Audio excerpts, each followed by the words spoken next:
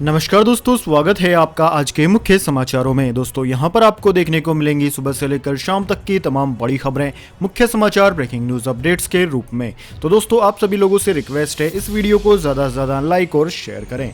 तो दोस्तों सीधे चलते हैं आज की पहली बड़ी खबर की ओर। विदाई से पहले डोनाल्ड ट्रंप की चीन पर डिजिटल स्ट्राइक, एलीपे, वीचैट पे सहित कई चीनी ऐप्स पर लगाया बैन। जी हां दोस्तों, अमेरिकी राष्ट्रपति डोनाल्ड ट्रंप ने व्हाइट हाउस से विदा होने से पहले चीन को एक और झटका दे दिया है। उन्होंने एलीपे, वीचैट पे सहित कुछ अन्य चीनी ऐप्स पर प्रतिबंध लगा दिया है।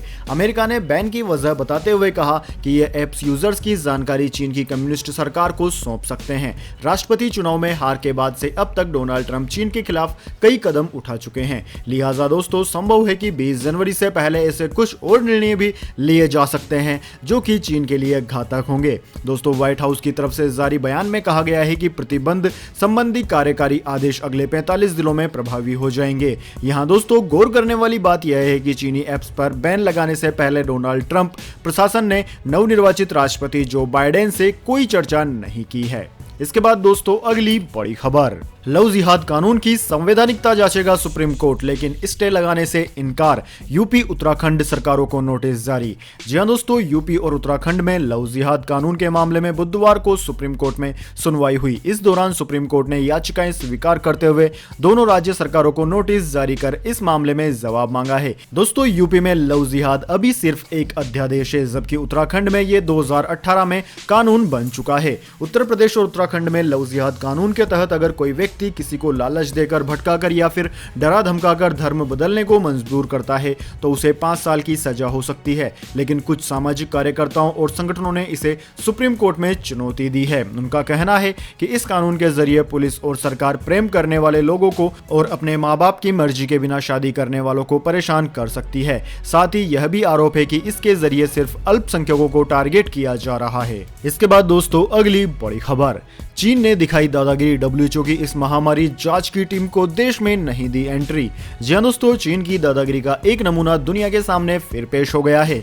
चीन विश्व स्वास्थ्य संगठन यानी कि वर्ल्ड हेल्थ ऑर्गेनाइजेशन की जांच टीम को अपने देश में प्रवेश करने की अनुमति नहीं दे रहा है। डब्ल्यूएचओ की टीम चीन में इस महामारी वायरस से संबंधी जांच के लिए प्रवेश की अनुमति मांग रही थी। चीन पर इस महामारी वायरस संबंधी तथ्यों को छिपाने का आरोप लग रहा है। पिछले दिनों चीन रोग नियंत्रण और रोकथाम केंद्र के शोधकर्ताओं ने भी चीन सरकार पर यह आरोप लगाया था कि वुहान में इस महामारी संक्रमण के मामले छिपाए गए थे। चीनी शोधकर्ताओं का कहना था कि वुहान की आबादी लगभग 1 करोड़ 10 लाख है, इसलिए अध्ययन के अनुसार वुहान में लगभग 5 लाख लोगों को इस महामारी का संक्रमण हो सकता है। हालांकि वुहान में सिर्फ 50,354 आधिकारिक मामले ही दर्ज किए गए हैं।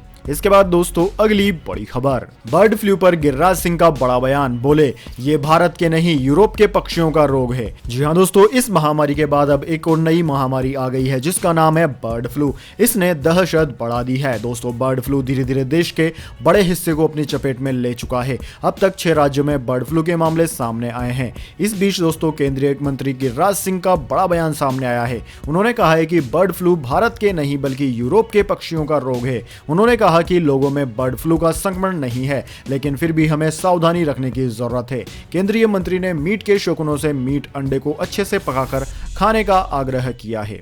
इसके बाद दोस्तों अगली बड़ी खबर, महाराष्ट्र में महिला सीट पर चुनाव लड़ सकेंगी ट्रांसजेंडर, बॉम्बे हाई कोर्ट ने दी मंजूरी।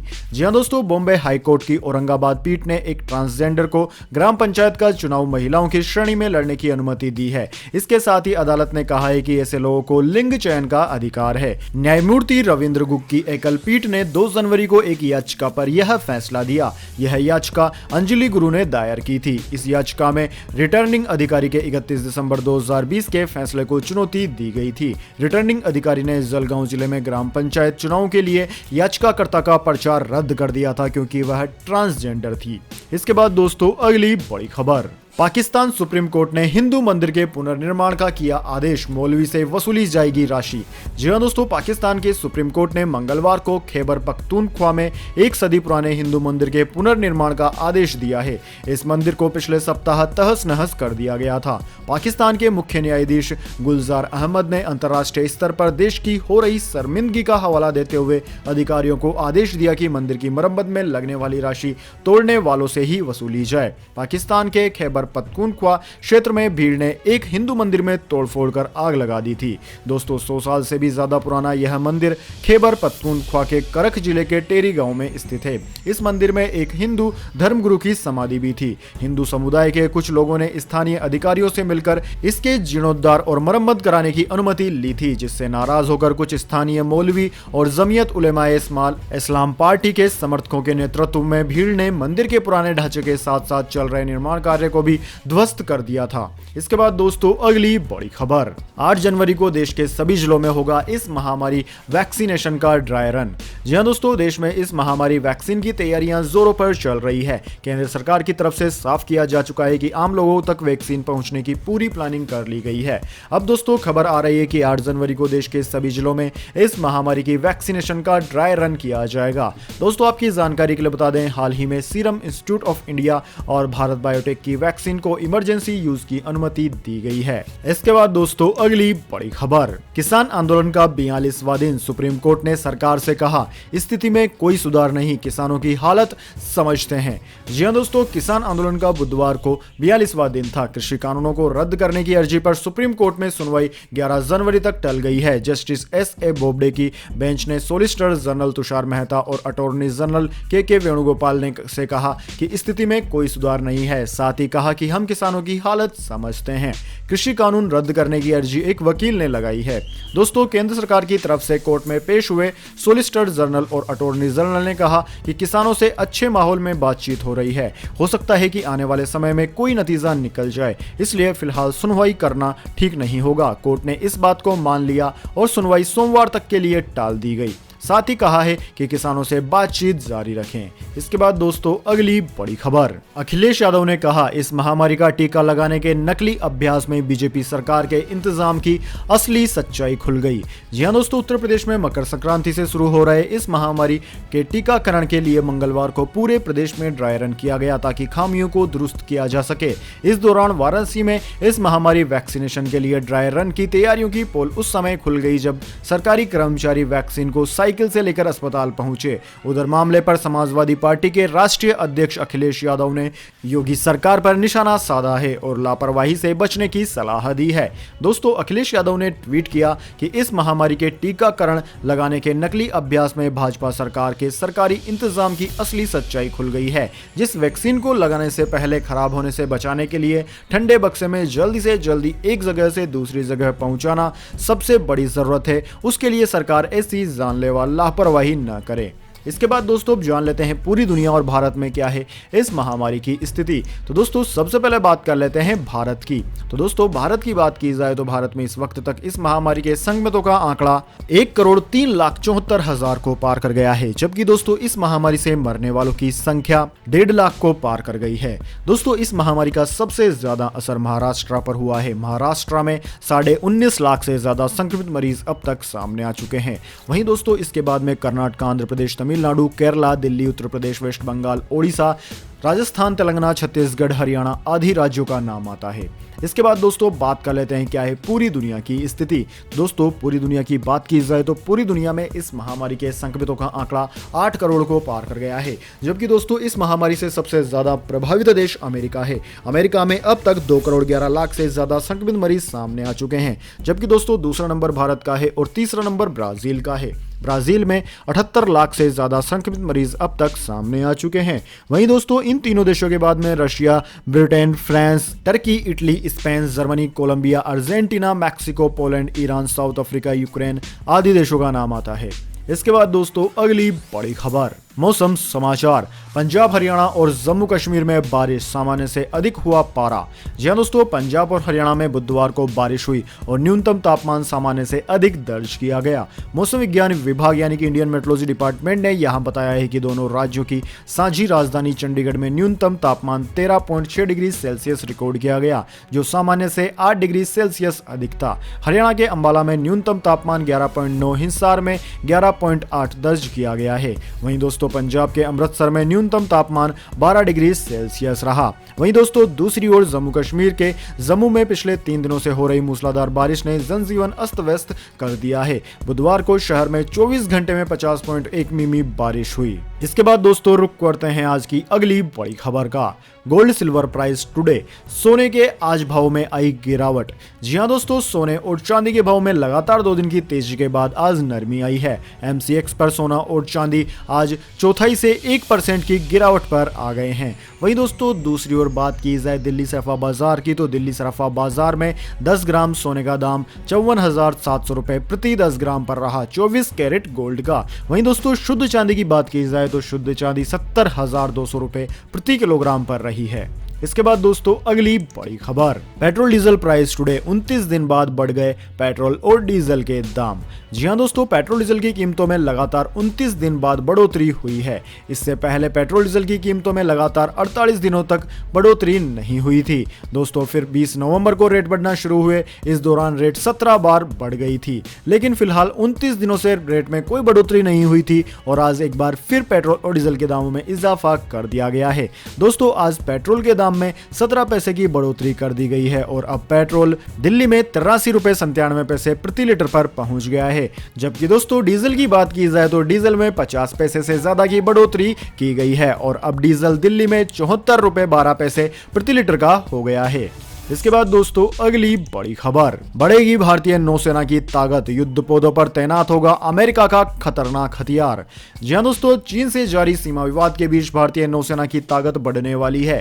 अमेरिका ने भारतीय नौसेना के युद्धपोतों को तत्काल केबलियर बंदूकों से लैस करने पर सहमति दे दी है। सरकार से जुड़े सूत्रों ने कहा है कि भारत अमेरिकी नौसेना के कैलिबर गन को लेने की ओर कदम बढ़ा रहा है। इन हथियारों को युद्धपोतों पर तैनात किया जाएगा। 127 मिमी मीडियम कैलिबर बंदूकें अमेरिकी BAE सिस्टम द्वारा निर्मित की जाती है। भारत 11 ऐसे हथियारों को खरीदने के लिए अमेरिका के साथ चर्चा कर रहा है। ये डील 600 मिलियन अमेरिकी डॉलर की होगी। भारत ने 127 मिमी मीडियम कैलिबर गन हासिल करने के लिए अमेरिकी सरकार को एक पत्र भी लिखा है।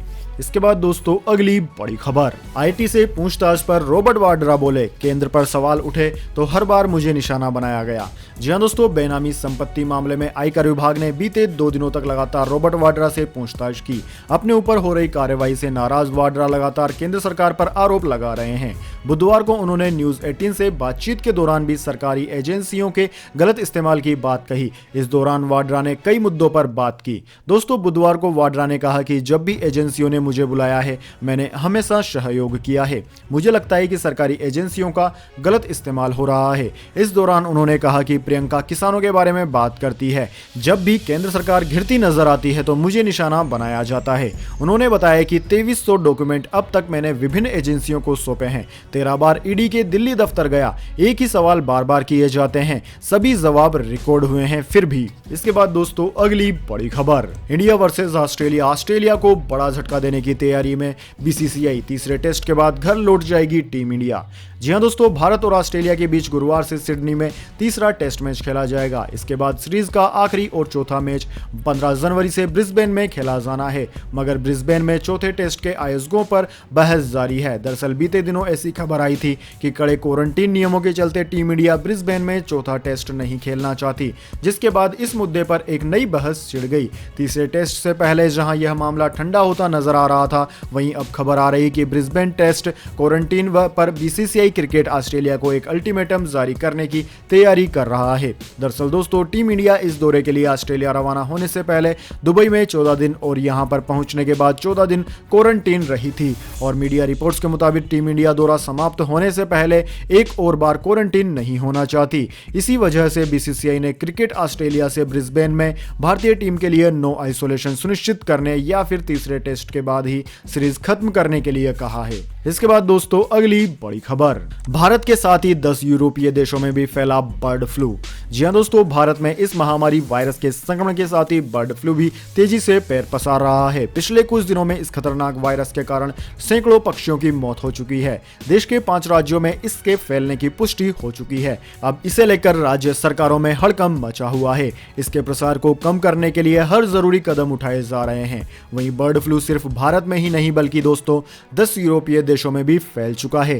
केरल में बर्ड फ्लू के वायरस H5N8 स्ट्रेन के प्रकार को नियंत्रित करने के लिए मुर्गियों और बतखों को मारना शुरू कर दिया गया है, जबकि हिमाचल प्रदेश, राजस्थान और मध्य प्रदेश में फ्लू के मामले रिपोर्ट होने के बाद जम्मू कश्मीर ने अलर्ट घोषित कर दिया है। और प्रवासी पक्षियों के नमूने लेने शुरू कर दिए हैं। केरल में पक्षियों के संक्रामक रोग के प्रकोप के बाद पड़ोसी कर्नाटक और तमिलनाडु ने भी निगरानी बढ़ा दी है और दिशा निर्देश जारी कर दिए हैं। इसके बाद दोस्तों अगली बड़ी खबर, तमिलनाडु सरकार ने कहा 100% दर्शकों के साथ शुरू होंगे सिनेमाघर, केंद्र ने कहा आदेश वापस ले। जी हां दोस्तों, इस महामारी के बीच तमिलनाडु सरकार से सिनेमाघरों में 100% दर्शक क्षमता को मंजूरी देने वाले अध्यादेश को केंद्र सरकार ने वापस लेने के लिए कहा है। AIADMI के सरकार के इस कदम से करीब 9 महीने बाद सिनेमा हॉल पहले की तरह सुचारू रूप से 100% की दर्शक क्षमता के साथ चलने की स्थिति बनी थी, लेकिन इससे इस महामारी के मामलों में इजाफा होने की आशंका जताते हुए केंद्र ने राज्य सरकार से इस मंजूरी को वापस लेने को कहा है। बुधवार को गृह मंत्रालय की ओर से जारी किए गए आधिकारिक बयान में कहा गया है कि तमिलनाडु सरकार से अनुरोध है कि वे 28 दिसंबर 2020 के MHA दिशा निर्देशों के अनुरूप अपने दिशा निर्देश लाने के लिए तुरंत आवश्यक आदेश जारी करे और इस मंत्रालय को सूचित करे। इसके बाद दोस्तों अगली बड़ी खबर, केजरीवाल सरकार ने दी बड़ी सौगात, DTC बसों में सफर करने वाले और चलाने वालों को मिलेगा फायदा। जी हां दोस्तों, दिल्ली की केजरीवाल सरकार नए साल के पहले सप्ताह से ही बड़े फैसले लेने की शुरुआत कर रही है। बुधवार को केजरीवाल सरकार ने दिल्ली वासियों को लेकर एक बड़ा फैसला लिया है। दिल्ली में DTC की 1000 बसें और खरीदी जाएंगी। दिल्ली के परिवहन मंत्री कैलाश गहलोत की अध्यक्षता में दिल्ली परिवहन निगम के निदेशक मंडल की बैठक में इसको लेकर फैसला हुआ है। इस बैठक में DTC बोर्ड ने 1000 AC low floor CNG BS6 बसों की खरीद के लिए धनराशि को मंजूरी दे दी है। वहीं साथ ही सोमवार को ही DTC कर्मचारियों के कल्याण से संबंधित एक अन्य महत्वपूर्ण फैसले भी लिए गए हैं। बोर्ड ने DTC कर्मचारियों के ग्रेजुएटी राशि की सीमा वर्तमान 10 लाख रुपए से बढ़ाकर 20 लाख रुपए करने की मंजूरी दे दी है। इस कदम से सभी DTC कर्मचारियों को फायदा होगा और उनकी सेवानिवृत्ति के लाभ में भी वृद्धि होगी। तो दोस्तों यह थी आज की तमाम बड़ी खबरें। इसके बाद में दोस्तों बारी आती है आज के माइंड क्यूज क्वेश्चन की। जी हां दोस्तों, एक आसान से सवाल का जवाब देकर आप जीत सकते हैं एक अमेजिंग सरप्राइज गिफ्ट हमारे YouTube चैनल की ओर से। तो दोस्तों आज का सवाल आपकी स्क्रीन पर आ चुका है। दोस्तों आपको बताना है हल्दी घाटी का युद्ध कब और किस राजा के बीच में हुआ था। जी हां दोस्तों, अगर जानते हैं आप इस सवाल का जवाब तो जल्दी से कमेंट बॉक्स में लिख दीजिए। अगर दोस्तों आपका जवाब होता है एकदम सही और आप चुने जाते हैं लकी विजेता के रूप में, तो आपको मिल सकता है एक अमेजिंग सरप्राइज गिफ्ट हमारे YouTube चैनल की ओर से। तो दोस्तों जल्दी से अपना उत्तर कमेंट बॉक्स में लिख दीजिए, वीडियो लाइक कर लीजिए, चैनल को सब्सक्राइब करके बेल आइकन भी दबा लीजिए। धन्यवाद। वंदे मातरम। जय हिंद, जय भारत।